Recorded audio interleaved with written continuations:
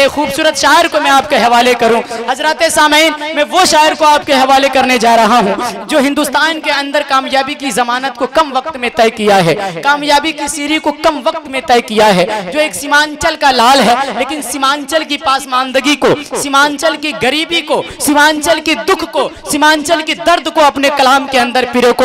एक सीमांचल का लाल जब कभी मिथिलांचल की धरती पे आवाज लगाता है, जब कभी पूर्वांचल की धरती पे आवाज लगाता है, तो यकीनन हिंदुस्तान के सीमांचल के लोगों का दिल फख्र से चौड़ा होता है कि यकीनन ये ऐसा सीमांचल का लाल सिर्फ एक पैदा न हो, अगर 1000 भी हो तो कम है। मैं इनके लिए उनका शुक्रिया अदा करना चाहता हूं और ये हिंदुस्तान के सीमांचल का उस लाल को आपकी खिदमत में पेश करने जा रहा हूं जो कभी तो बहैसियत शायर तशरीफ लाते हैं या फिर कभी बहैसियत पत्रकार, जो एक अच्छे शायर के साथ साथ एक अच्छे पत्रकार भी है।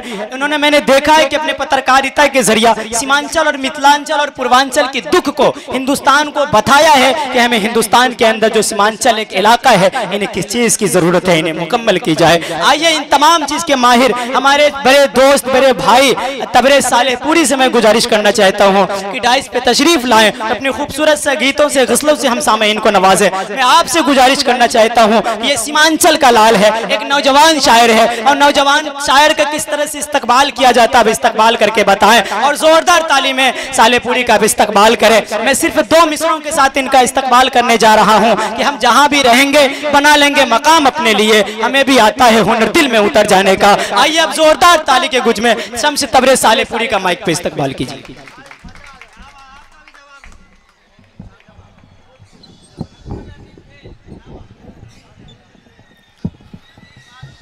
बहुत बहुत शुक्रिया।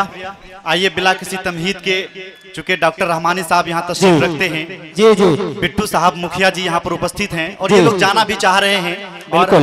हालांकि जो, लेकिन शम्स भाई आप इस बात से मुतमईन रहे कि मुशायरा जब तक खत्म होगा ये नहीं जाएंगे। बिल्कुल जी। जो नेता होते हैं वो तन नहीं देते हैं, मन नहीं देते हैं जी। जो नेता होते हैं वो तन नहीं देते हैं, मन नहीं देते हैं, धन नहीं देते हैं और इलेक्शन बीत जाए तो फिर दर्शन नहीं देते हैं। लेकिन बिट्टू साहब हमारे बीच हैं, ये बहुत बड़ी बात है जी। और आप लोग बहुत अच्छा सुन रहे हैं।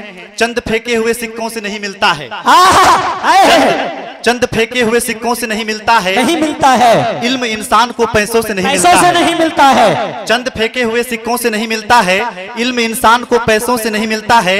उसकी उम्मीद उसे तोड़ के रख देती है, सुख अगर बाप को बेटों से नहीं मिलता है। क्या कहने, जिंदाबाद जिंदाबाद, क्या कहने।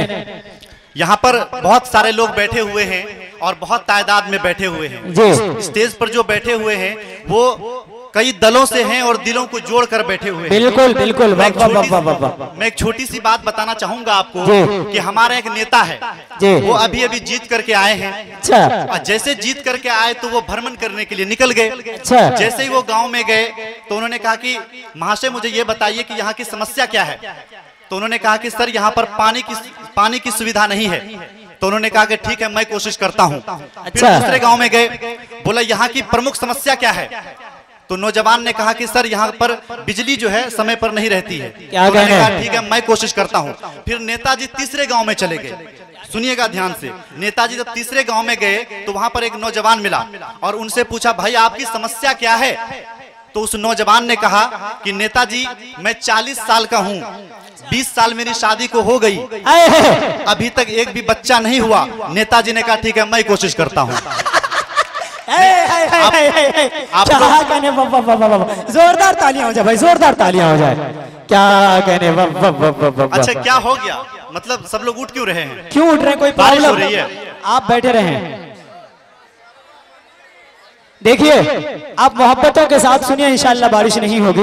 आप बैठे रहिए, हल्की हल्की बारिश हो रही है, ये यूं समझिए कि नूर की बरसात हो रही है, रहमतों की बारिश हो रही है। आप बैठे रहिए, इंशाल्लाह कुछ नहीं होने वाला है। जब तेज हो जाएगा तो देख लेंगे हम लोग। आप बैठे रहिए।